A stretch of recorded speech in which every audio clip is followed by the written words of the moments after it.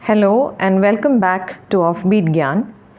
This video is a continuation of my earlier video on the novel When Memory Dies by Sri Lankan author A. Shivanandan.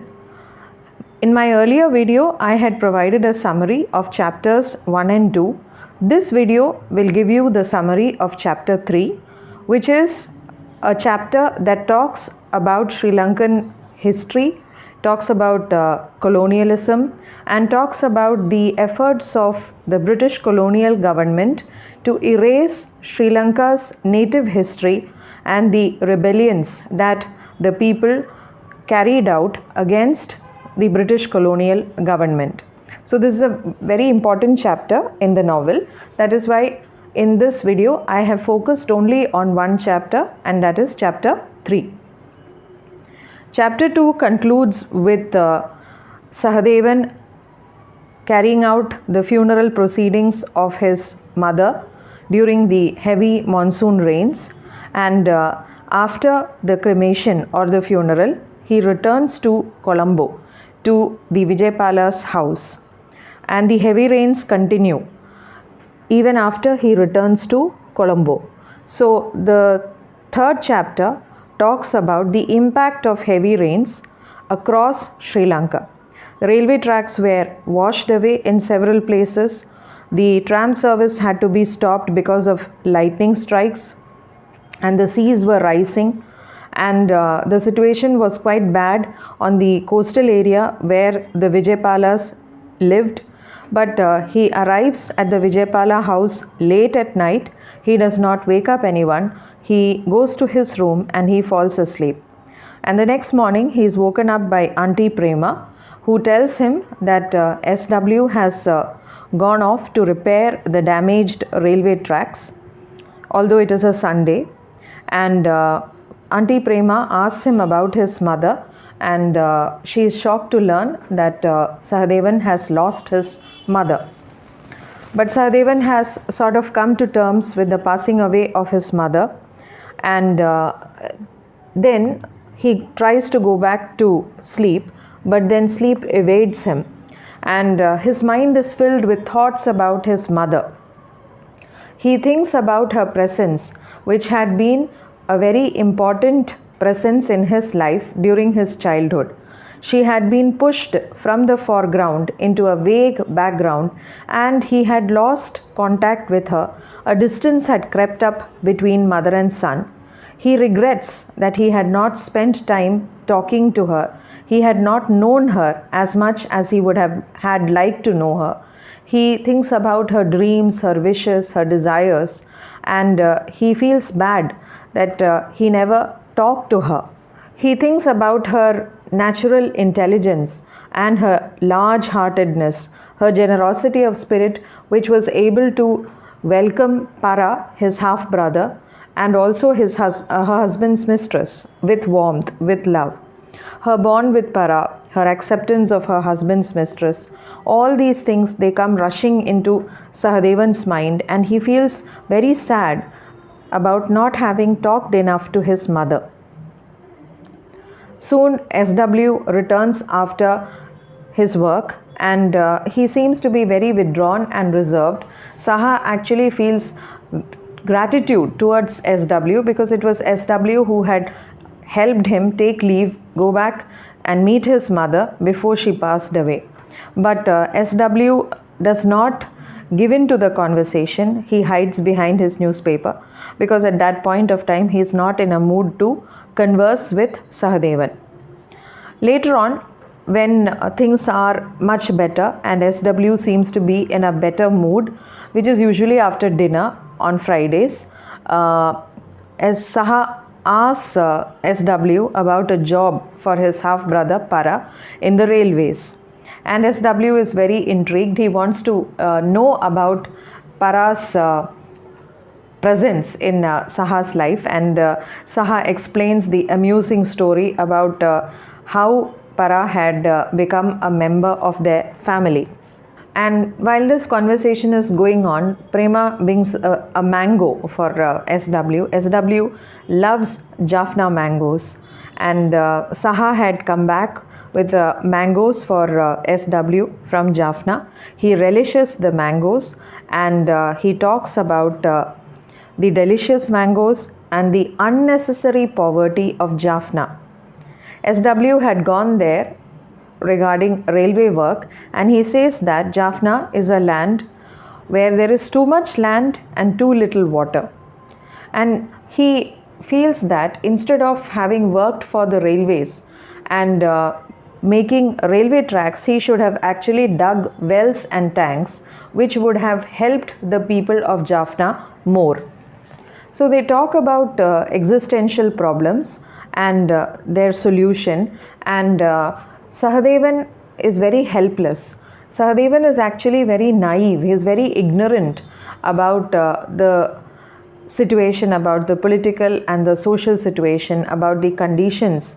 And when SW talks to him, it is a learning process for him. It increases his awareness. It opens his eyes, literally opens his eyes to the problems faced by his people in Jaffna and people in Ceylon or Sri Lanka in general. Saha is reminded about the hopelessness and the resigned attitude of people in Jaffna. And they, like his father, had fought the land, and it had been taken away from them by the British government. So these people, his people, people in Jaffna, they had given up hope, and they had sent off their sons to join the government service, and every month they used to wait for the postal money orders which would bring money home, and that had made them passive, that had made them very vulnerable and hopeless. So this is the first time that Saha thinks about all this, and he thinks about his dying village, about the diminishing vitality of his people, of the general air of resignation on their face, their hopeless attitude, the hopelessness in their attitude, the lack of hope, the complete lack of hope, the sense of despair that he senses in his people. All these things come to his mind, and he asks SW, what can I do? How can I help them? He expresses his desperation, his helplessness. And then the conversation continues, and SW tells him about missionarism and its purpose of conversion and how it has made the natives poor. Saha has a positive attitude about the individual missionary called Brother Joseph, who had been his mentor when he was studying at St. Benedict School in Colombo. But then SW tells him about the difference between the missionary movement and the individual missionary. SW educates Saha about the exploitative mechanism of the British government, which took away all the natural resources from Sri Lanka and sent it via ships back to their homeland, that is Britain. They literally looted Sri Lanka to replenish their own wealth, their own reservoirs. He says sadly, SW, he says sadly, once we were the granary of the East, now all we have to eat is tea and rubber. They say they are bringing civilization to us. This is another comment that is made by SW in course of the conversation that he is having with Saha. More than a conversation, it is a sort of process of educating Saha. So SW says that the British government and the missionaries, they justify their exploitation of the natural resources and the people of Sri Lanka by saying that they are bringing civilization to them with railways and roads, when actually what they are doing is transporting the wealth out of Sri Lanka back home, back to Britain. So what SW believes, he says, is that we would have come to it in our own time, at our own speed. What he says is that Sri Lanka is basically an agricultural economy. It used to be an agricultural economy, and development, railways, roads would have come to them in course of time when they wanted it. But now all these things had been thrust upon them by a foreign government whose only purpose was to exploit the land and its people and make themselves rich. and that is what had disrupted the lifestyle, the economy, the agriculture of the people of Sri Lanka. What the British government was doing was for its own selfish purpose. But if development had come to Sri Lanka when the people of Sri Lanka had wanted it, then things would have been easier. Then there would not have been so many problems of poverty, of starvation, of fighting against an oppressive colonial government. Now, SW loved Jaffna mangoes and cigars, and after having the mango, he has a Jaffna cigar, and then they begin talking about the negative role played by the Catholic Church in breaking up the railway strike. Now, this particular railway strike had happened because railway workers were being paid starvation wages and they were treated inhumanly by the British. So they went on a strike. But the Catholic priests, the mission schools and the churches, they forced the Catholic workmen to rejoin work and also betray the ringleaders of the strike.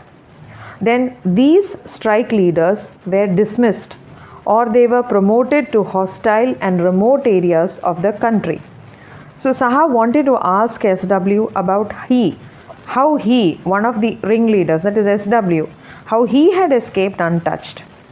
And then Prema tells him in her very broken English that SW had his legs broken. Both his legs had been broken by the boss's men. They had used a crowbar or a udhala and they had beaten up SW on the day before the strike. And that is how SW had not been able to take part in the strike, although he had been one of the ringleaders of the strike. And after that, SW tells Saha about the Panadura debate of 1873. In 1873, SW says that he was just 12 years old and he had been taken by his father to listen to this debate, which was organized by the Catholic Church at Panadura. And this was something that the Catholic Church did often. They used to organize these debates in order to show that Christianity was superior to all other religions. So this was a debate between Buddhism and Christianity, and Buddhism was represented by Bhikkhu Gunananda, Christianity was represented by the Reverend De Silva. But De Silva proved to be no match for Bhikkhu Gunananda. Bhikkhu Gunananda spoke so well and he tore apart the Bible story, and he was actually a very powerful debater. He was an eloquent speaker, much better, very far ahead of De Silva. So Saha's ignorance about colonialist expansion, about missionarism and his country's rebellion against the British are revealed, and this conversation is a learning process for him where SW educates him very gently and patiently. Now, Saha had been very deeply influenced by Brother Joseph, one of his mentors at Saint Benedict's, in fact his only mentor at Saint Benedict. Brother Joseph had helped him at his school and he used to work with the downtrodden in Jaffna. So SW reminds him that it was the missionaries themselves who had forced the people of Sri Lanka, both the Sinhalese and the Tamils, to change their way of life. And this had made the native population poor. He explains that religion is not just about gods and worship. It is in fact a way of life. And that is why the Shuddhas, the Suddhas or the foreigners were so keen on converting the native people of Sri Lanka to Christians. SW confesses that he himself was a baptized Christian. His father had been converted in the mission school because that was the only way to get an education.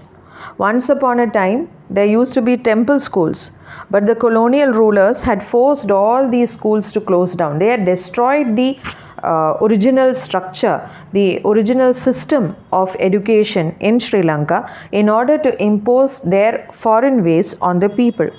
So SW asks, why is it important to learn in English and why not learn in Sinhalese or in Tamil? And SW laments that history is being gradually erased by the colonial rulers. All the various rebellions that had taken place against colonial rule in Sri Lanka, there was no information about it in the textbooks because the British government made sure that such information was not documented and that it did not enter into the textbooks. So SW feels very sad. He says, soon no one will know the true story of our country. No history, no heroes. I wonder what your children and Tissas will do. Invent their own histories to suit their own purposes. So Saha felt deeply grateful to SW for informing and educating him. And then he wants to talk more to SW, but then SW is tired and he bids good night to Saha, and Saha goes to his room and he tries to sleep. But then he thinks about his period, his tenure at St. Benedict's, where he had excelled at the scriptures and he had topped at English and maths.